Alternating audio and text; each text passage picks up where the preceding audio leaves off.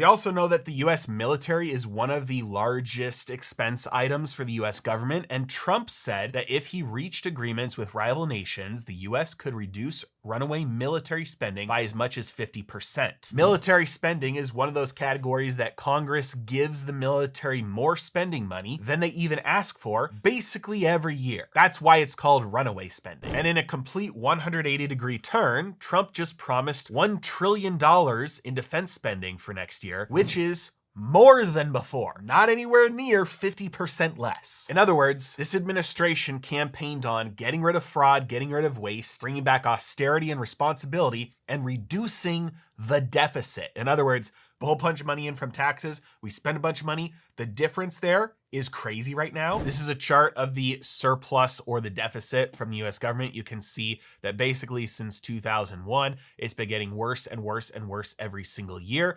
2024, the deficit was a staggering $2 trillion. And many people were very hopeful that Trump would turn this ship around. Right now, we are at the halfway point of fiscal year 2025. And I get it, Trump has only been in office since January, but the spending has done the opposite of slow down. In fact, it's sped up. The current fiscal year to date deficit is at $1.3 trillion.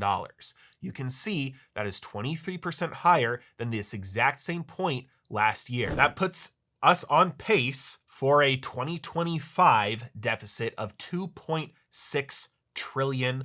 That's 9% of GDP. It's no wonder that interest rates on US government debt are moving higher. There are many things causing interest rates on government debt to move higher, but one of them is certainly the expectation that we are going to have increased inflation from all the government borrowing and spending that money into existence. The deficit is not shrinking. It is growing. The main reason for that right now is because of spending increases. But even if they slow down spending, you would also have to pair that without any tax cuts if you want to fix the deficit. And yet it seems that is one thing that this current administration is very, very focused on, is reducing tax income. Now,